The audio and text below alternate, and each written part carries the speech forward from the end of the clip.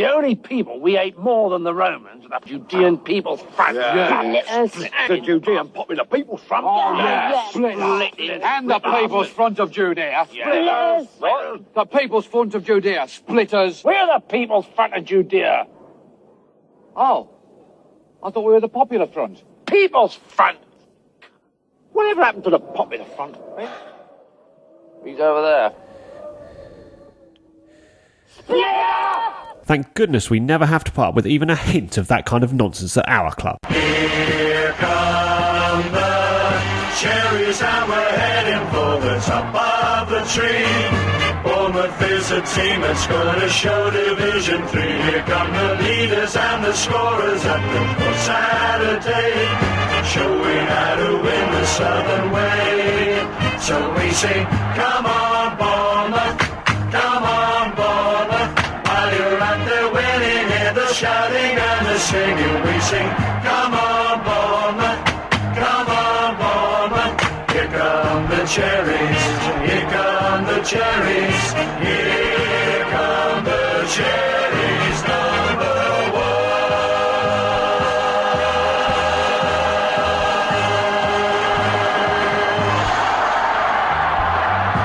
Hello and welcome to All Departments. It's just over a week since the last podcast, but in that time various lineups have donned the old red and black to see off Shoaling Town, Portsmouth, Oxford United, whilst gifting Southampton a narrow win by way of thanks for the Adam Lallana jackpot.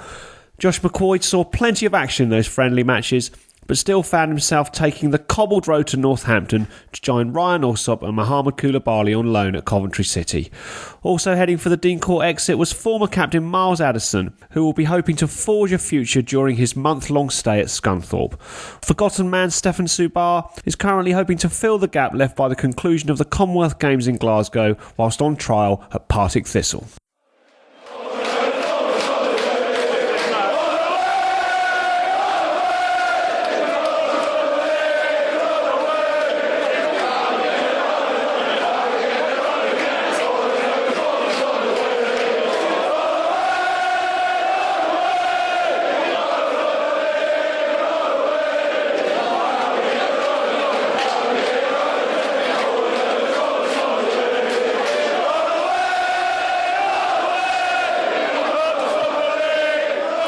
Somewhere in the dark corner of my loft, I've got a file stuffed with cherry share notes and community mutual certificates from a time when us fans were providing life support for our wonderful club. We should all be pleased that those days are long gone, but many lament the passing of the days when ordinary fans had day-to-day input into the running of the football club.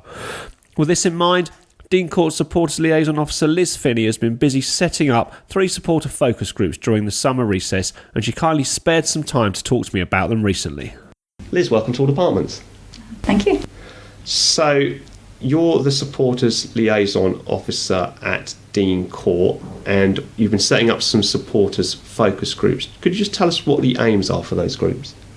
Well, as you're probably aware, we've got 3 groups that we're running. One's for our disabled supporters, one's geared towards young fans and their families, and the third really will just cover more sort of general match day experience issues and feedback really. So the idea is just to get on the ground feedback from our supporters. They experience our match days week in or every other weekend, and it's really just to make sure that the service we're delivering to them is the best it can be. That's our aim, and also to make sure that we engage with the different groups of supporters and just keep dialogue going.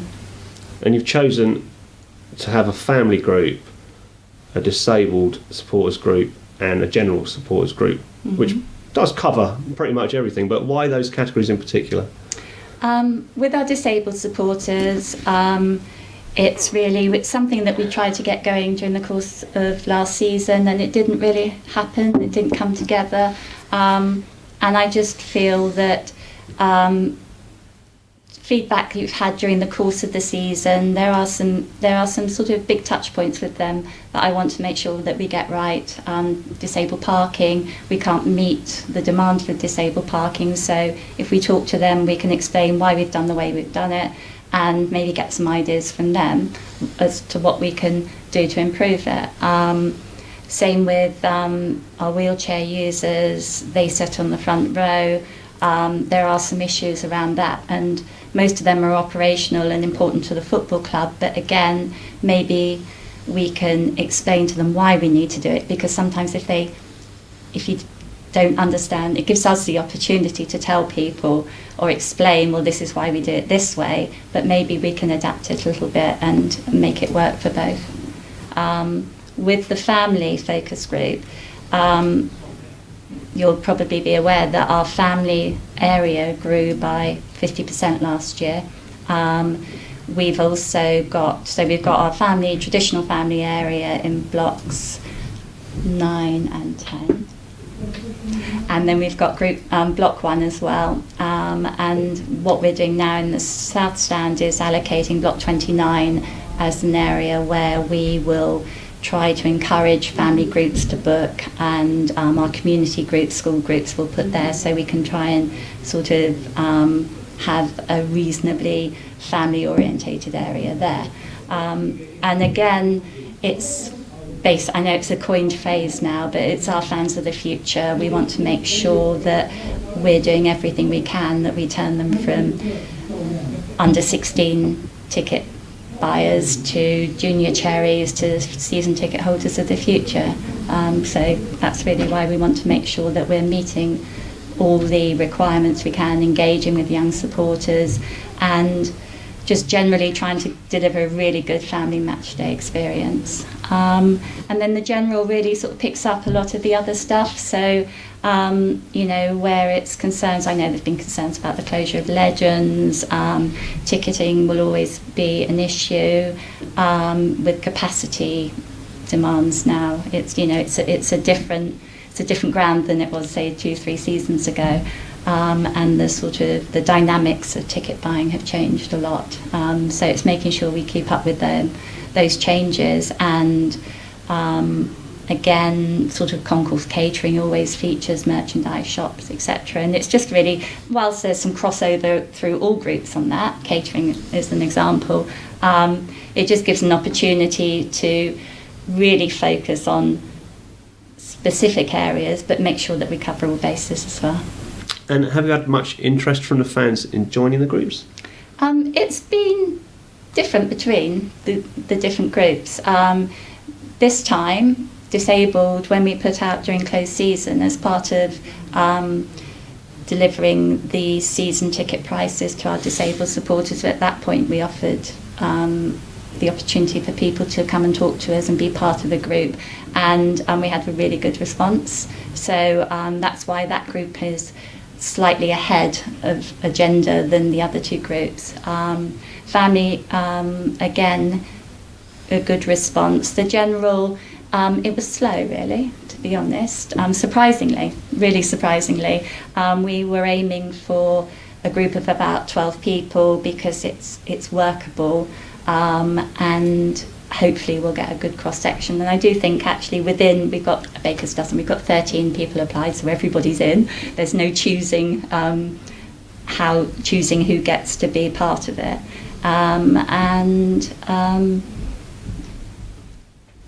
It's a good cross-section, and we've got the right amount of people, so it's worked out okay. So you didn't have to make any kind of selection, come up with any criteria to say, well, in order to achieve that cross-section, we need to pick from certain parts of the ground, or?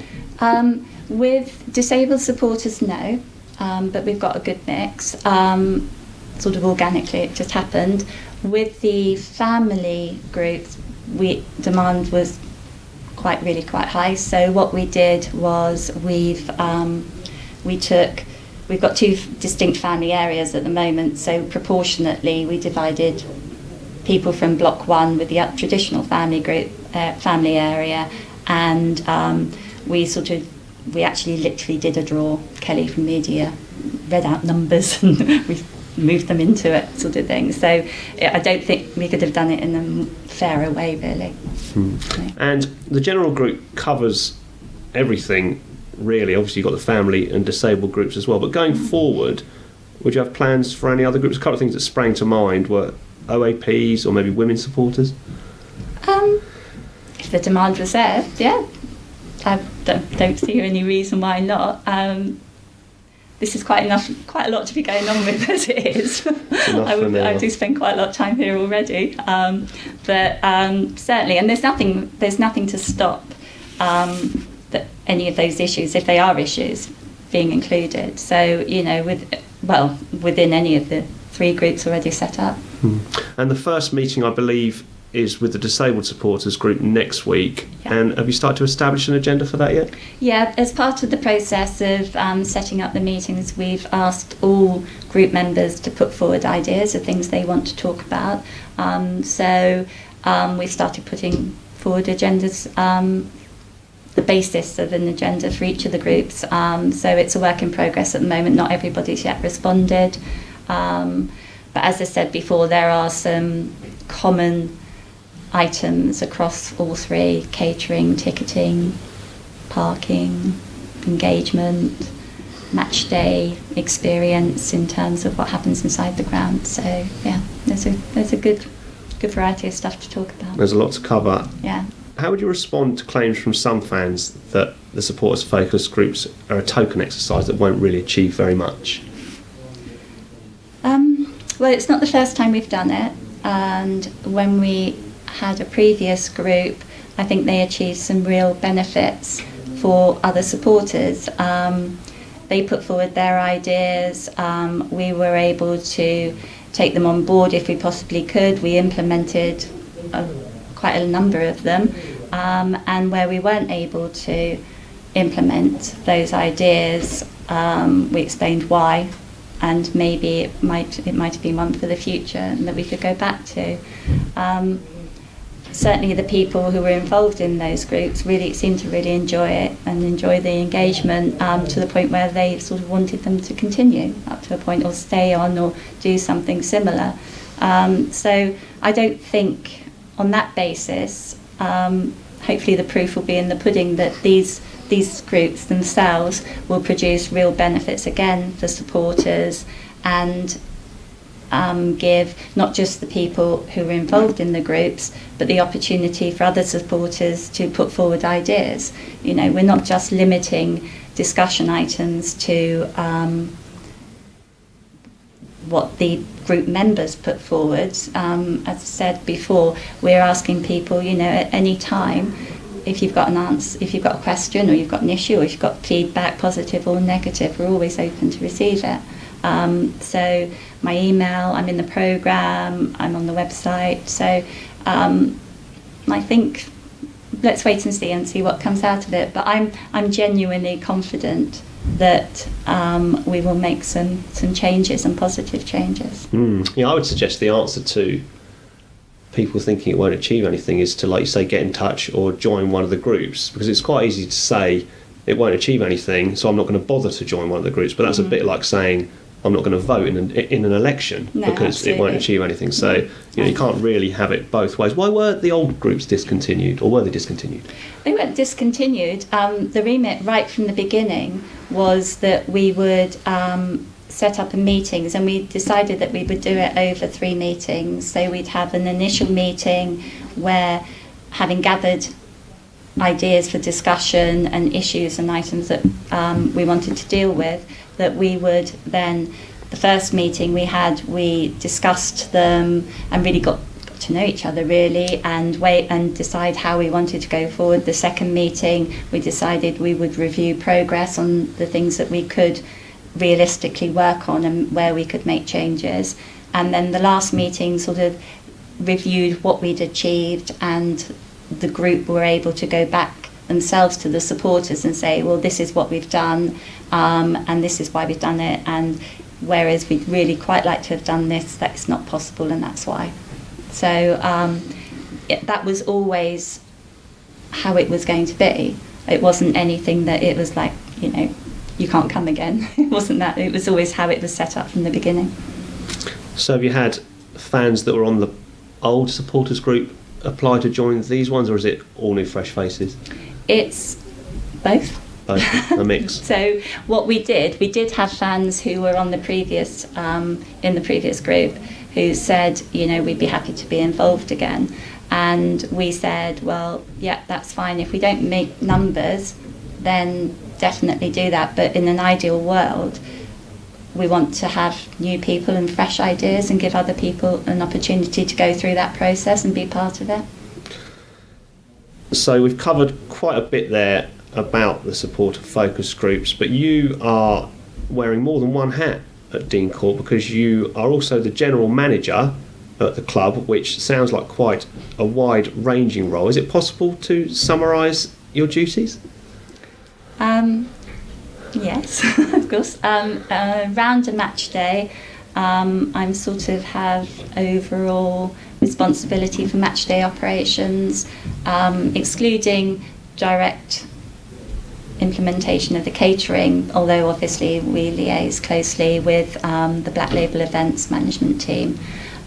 So on a match day, things like ticketing, operation, safety, stewards, car park, turnstiles, customer relations, junior fan zone, family supporters, family experience, those things sort of fall within my remit on a match day. Away from match days, it's sort of customer relations. I get involved in HR side of things. Let me see. I have finally, after God knows how many years, managed to delegate ordering the toilet rolls to someone.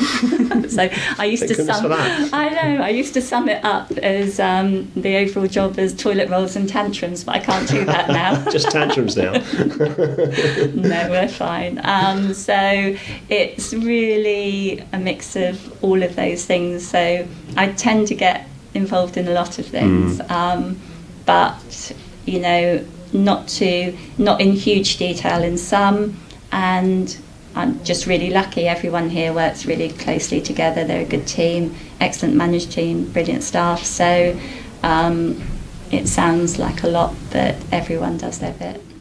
Yeah, you've obviously been doing it for a while, so I'm sure you're super cool on match days. But that list that you reeled off of things you have to deal with, is it pressurised come a Saturday afternoon?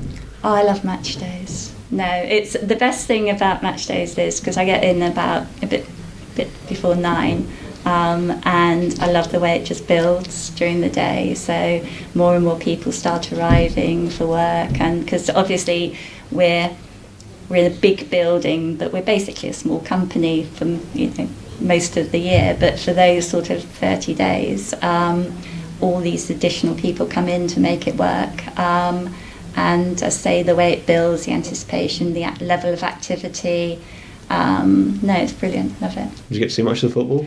I usually get to see about the last 20 minutes, half hour, 20 minutes. We went through a phase where they used to save the goals till the end, which I was sure was just for me. But no, I don't get to see a huge amount, which probably is just as well, because I get too tense. I sit on the edge of my seat. So, yeah. Yeah, I've had a lifetime of that. And one thing I did want to ask you about, I don't know if you're involved in, is the moving of fixtures, kick-off times and days. We've got a few more evening fixtures this week. We recently had a game against Brighton moved for Sky Television. Are you involved in any of that? I'm involved in the repercussions of the moves. In terms of the fixture list this year, it is I know, a lot more sort of Saturday, Tuesday night pairings. And part of that was all league clubs voted to start the season a week later. So that would immediately impacts on the number of Saturday games because you lose a Saturday. And then also, I think we've got 3 international breaks this season.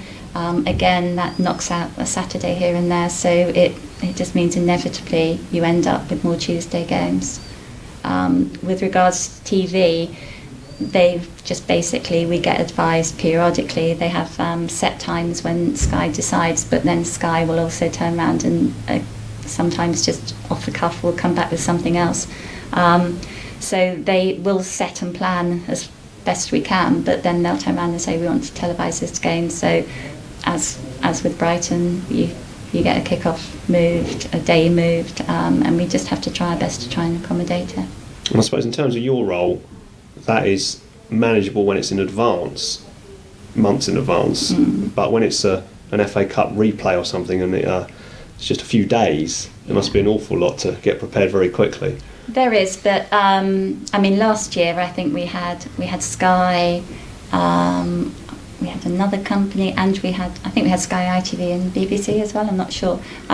So we had 3 different companies who all have slightly different requirements in terms of camera positions, OB equipment, cabling, everything. So you think you've got it sussed for one, and we tried really hard with the media team. We got Sky down almost immediately after the end of last season, say, well, come down and tell us what you want, what you're going to require, so we can make sure that, you know, we can be prepared. But then that was great for Sky, but then somebody, you know, ITV wanted a completely different camera position, and it all went a little bit haywire. An impact, it's not just on the operations of the club and the match day operation, but it impacts supporters as well, because we have season ticket holders that we inevitably have to move. And we've sort of argued about it here and there, and you know, there's always a little bit of negotiation to try and reduce the impact that it has on those season ticket holders. So we try our hardest to reduce that impact, but at the end of the day, where one time we've argued, but basically Sky will go to the league, and the league, you know, it's hard to argue with the league. It's their sponsor. What can I say? It's their sponsor. So, but then, you know, again, it takes our football and how we play football to a much wider audience. So you've got to look at the positives as well. That was certainly true. I think when we played Liverpool back in January, because it was on at lunchtime on a terrestrial channel, and I think I probably said this on the podcast before. I had quite a few friends who don't go and watch Bournemouth, or just think we're still a bit of a joke team, say, oh, we played really well in that one. I was like, well, you know, just come and watch us. And has life changed in the Championship compared to the lower leagues? Yes, in a nutshell. For some, I mean, we basically do what we did before, but it just seems slightly more convoluted. It seems to be a little bit more time intensive. Your work around a match day just seems to have extended either side of it. So, and I'm sure all other departments, it's not just us that would have that sort of response. And the dynamics of match days have changed, whereas, you know, as I said before, we've had where we were sometimes at, say, half stadium capacity. Now we're always full, or 80%, 90% of the time we're completely sold out in away areas. More season ticket holders than ever. The supporters' booking habits have changed to where they were a few seasons ago. So yeah, it's been great. We like it. We want to stay and even move on, as you know. So it's good. It's good. Do you know how many season tickets we've sold this year? Yes, we've. The only hesitation is I'm not sure if I think we have to add our box holders on top, but it's the 6,500 mark, so over 6,500. I've got one last question. Is there anything fans should look out for around Dean Court when we return to the stadium for this season, apart from what's happening on the pitch, that you've been involved in, or you'd like people to maybe see that they might not otherwise see? Well, you can start with the pitch, which they will see, but there's been huge investment, like a major regeneration of our pitch this season, and it looks superb. So, and I know a lot of people would have seen it at the Saints game, but it just looks brilliant. So unfortunately I wasn't here for the Saints game because it was I was at a family wedding, so I'm really looking forward for the season to start. What we will see is there's just a few little innovations in terms of catering. We're going to changed our pies due to public demand. We now have the infamous chicken balti back. We're looking at introducing or trialling some pasta carts as well for a sort of healthier approach to matchday catering. We've got a really good relationship and partnership with Bournemouth University, and we piloted student ambassadors last year, and we're going to expand that programme. So not immediately because of the way that the university term starts, but certainly after the first few games we're going to start seeing some of them around the place, and they'll have specific roles on a match day just to help supporters and engage with them, and we'll use them as a tool for feedback as well. And we've also recruited more of our own stewards, which means we'll have slightly less agency stewards, and we're going to have stewards particularly aimed at our family groups, because as I said before, we've got 3 distinct areas, which isn't the ideal, but we're going to have family focused stewards really. So we want to maintain a really good, safe, conducive environment for young people, and those stewards will help us to do that. Trying to think, new kit, lots of new things, and then hopefully, with the focus groups, we'll be able to roll out any suggestions that come via them during the course of the season as well. Brilliant. Well, thank you, Liz. I think I speak on behalf of many of the fans in saying that I certainly have over the years developed a fascination with not just what goes on the pitch, but what goes on in the background as well, and you've given us a real insight into that, so thank you very much. You're welcome.